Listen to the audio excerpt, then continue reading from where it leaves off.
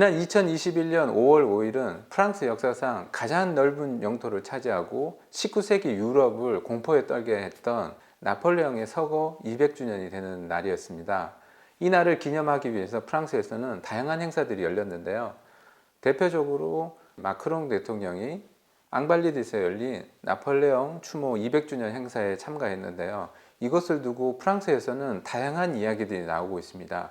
역대 대통령들은 나폴레옹과 관련된 행사에 참가하지 않기로 유명한데요. 그 이유는 역사적으로 아직 나폴레옹에 대한 평가가 제대로 이루어지지 않고 있기 때문에, 나폴레옹을 좋아하는 쪽에서는 나폴레옹을 황제이자 프랑스의 영광을 나타낸 훌륭한 정치적인 지도자라고 표현하지만, 반대하는 입장에서는 독재자라고 이야기할 만큼 여론이 둘로 나뉘고 있습니다. 오늘은 그 나폴레옹에 대한 이야기를 해보도록 하겠습니다. 지난 2019년에 프랑스에서는 프랑스 역사상 가장 위대한 인물에 대한 투표를 진행한 적이 있는데, 그 투표 때 1등한 사람이 바로 나폴레옹이었습니다. 프랑스 사람들의 여론은 나폴레옹에 대해서 굉장히 호의적인데요. 유럽의 도시를 가보면 역사적으로 훌륭한 인물이나 아니면 큰 전투에서 승리한 그런 곳들을 중요한 광장이라든지 아니면 유적지 같은 동상을 세워서 기념을 하게 되는데, 런던에 가보면 트라팔가 광장에 넬슨 제독의 동상과 버킹엄 궁정 옆에 있는 웰링턴 공작의 기념비라든지, 아니면 밀라노에 가보면 빅토리아 에마누엘라 길과 또 나폴레오나라는 굉장히 유명한 명품 거리가 있는데 거기에 나폴레옹의 이름이 들어가 있죠. 이렇듯 세계 각국 도시에 가보면 가장 중요한 곳은 중요한 전투와 관련된 그런 상징물들이 많이 있는데요. 파리에 와보면 나폴레옹에 관련된 동상이나 나폴레옹에 관련된 길이 거의 존재하지 않습니다. 나폴레옹이 유일하게 남아있는 동상은 방동광장에 있는 나폴레옹 동상과 또 앵발리드에 있는 것들이 유일한데요. 그 이외에 어떤 곳에도 나폴레옹 이름이 남아있지 않습니다. 옛날부터 그랬을까요? 그런데 파리 삼촌이 조사를 해보니까 우리가 잘 아는 루브르 박물관을 처음으로 만든 사람이 나폴레옹이었습니다. 그래서 처음 루브르 박물관을 나폴레옹 박물관, 뮤제 드 나폴레옹이라고 불렀고요.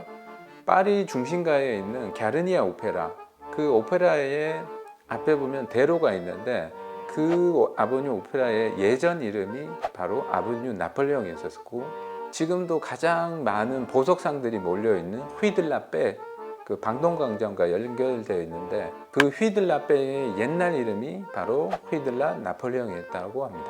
하지만 오늘날에는 나폴레옹에 관련된 이름이 파리에는 많이 지워진 상태입니다. 나폴레옹은 장군이자 황제로서 전쟁에 참전하여서 여러 전투에서 승리를 이루게 됩니다. 워터루 전투에서 나폴레옹의 승리를 거둔 웰링턴 공작은 이런 말을 남기는데요. 나폴레옹이 프랑스군에 있는 것만으로도 프랑스군은 4만 명의 병력을 추가한 것이랑 진배 없다라는 이런 말을 남길 정도로 나폴레옹이 참전하느냐 안 하느냐는 프랑스군의 사기와 또한 적군의 사기를 무그러뜨리는 중요한 포인트가 되었던 거죠.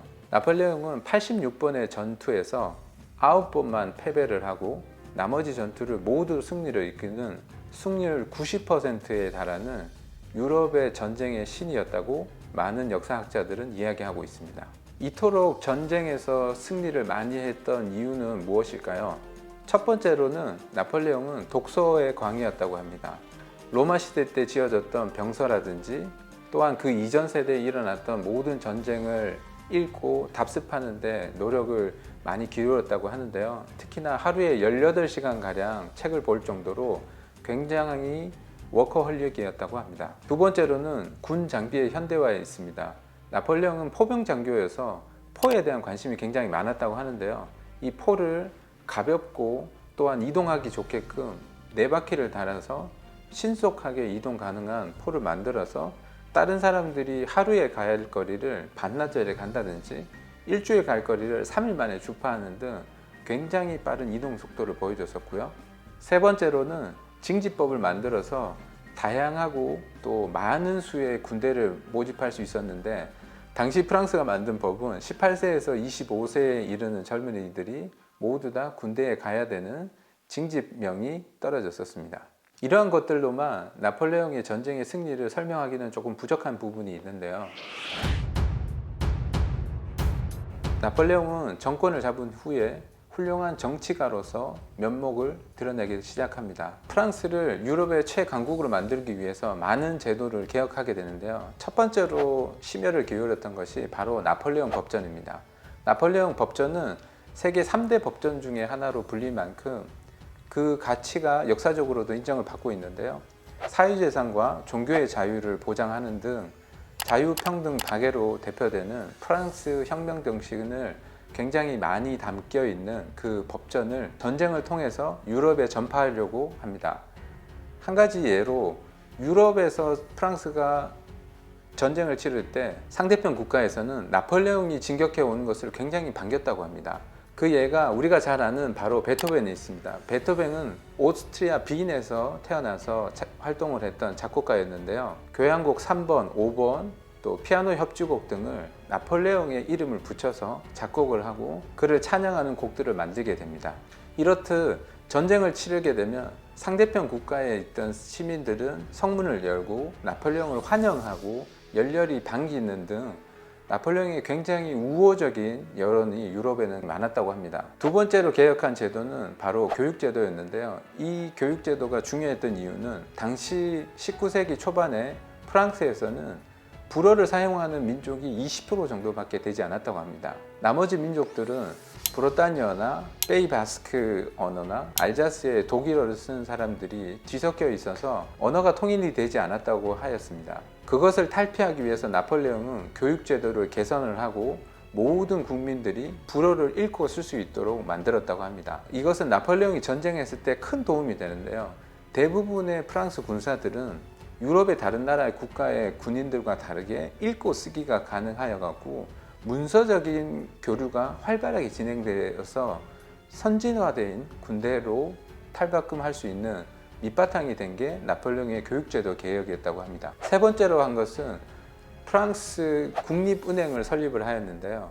벙크 드 라 프랑스, 프랑스 국립은행은 나폴레옹 때 처음 시작하게 되어서 물론 이 은행을 시작했던 것들은 군비를 확충하기 위해서 혹은 상업을 장려하기 위해서 결국엔 이것도 나폴레옹의 전쟁에 도움이 되었지만 하지만 이 국립은행 시스템은 오늘날까지도 프랑스 금융 시스템의 가장 중요한 핵심적인 역할을 차지할 정도로 나폴레옹의 영향력은 지대하였습니다. 마지막으로 네 번째 나폴레옹이 한 업적 중에 중요한 부분은 바로 이 미터법의 확증이 있는데요. 당시 프랑스에만 센치라든지 아니면 잔행한 치수, 무게를 재는 것들이 500개가 넘는 그런 규격이 달랐기 때문에 이것을 하나로 통일하게 됩니다. 먼저 이것을 실행한 것은 프랑스 대혁명 당시에 혁명을 주도했던 자코뱅들이 먼저 이 수치를 통일하게 되는데요. 이것을 나폴레옹이 전쟁을 치르면서 점령한 국가의 모든 수치를 통일하게 되는데요. 바다 건너에 있던 영국은 당시 나폴레옹의 영향력 밖에 있었기 때문에 오늘날에도 파운드, 야드, 인치 등 리터법과 다른 체계로 이용하고 있는 것이 바로 이 시대 때 나폴레옹의 영향을 받지 않았기 때문에 이런 제도를 갖고 있는 것이라고 역사학자들은 설명하고 있습니다. 이러한 나폴레옹의 개혁으로 인해서 프랑스는 당시 유럽에서 최강국이었고 프랑스와 전쟁을 하기 위해서는 유럽의 최소한 강국들이 3-4개 국가들이 함께 힘을 합해야지 프랑스와 싸울 수 있을 정도였는데요. 이것의 또한 가장 중요한 이유가 프랑스는 유럽에서도 가장 비옥한 땅을 소유하고 있었고 그 땅에서 풍부한 곡식들이 나서 당시 프랑스는 2,500만에서 2,800만에 이를 정도의 인구를 보유했는데요. 이 인구가 얼마나 대단한 거냐면 당시 영국과 오스트리아, 프로이센의 모든 인구를 합쳐야 프랑스의 인구인 2,800만이 정도 될 정도로 당시의 프랑스 인구는 유럽에서 최고로 갔었고 군대 또한 가장 많은 인구수인 150만에 달했다고 합니다. 하지만 나폴레옹이 10년 넘게 유럽 전쟁에서 전쟁을 치르면서 프랑스 피해도 막대하게 되는데요. 이 나폴레옹이 치르는 10여 년의 전쟁 동안 프랑스에서는 200만에 가까운 젊은이들이 전쟁터에서 사망을 하게 되고 이런 인구의 유출은 프랑스가 200년이 지나도록 회복을 할 수 없을 정도로 프랑스에게는 큰 타격을 주게 됩니다. 이런 부분을 오늘날에도 많은 사람들이 나폴레옹을 싫어하는 이유 중에 하나가 되었죠. 오늘은 이렇게 찬반 두 가지 여론으로 나누어 있는 나폴레옹 황제 혹은 나폴레옹이 독재자라고 불리는 프랑스의 여론에 대해서 한번 알아봤습니다. 나폴레옹을 좋아하는 측에서는 혼돈의 프랑스를 다시 한번 유럽의 강국으로 이끌고 역사적으로 가장 넓은 영토를 보유하고 교육제도 법전, 미터법을 개정하고 프랑스 은행을 설립하는 등 많은 제도 개혁을 하여 그 제도가 오늘날의 프랑스를 이끌게 하고 또한 오늘날의 시스템에도 그대로 적용될 만큼 훌륭한 업적을 남겼다라고도 평가를 하고요. 반대하는 측에서는 노예제도를 부활을 시키고 여성을 핍박하고 또한 전쟁으로 200만 명의 젊은이들을 죽게 만든 독재자라고 평가합니다. 이렇게 두 가지로 극명하게 나뉘는 나폴레옹에 대해서 여러분은 어떻게 생각하는지 댓글에 남겨주세요.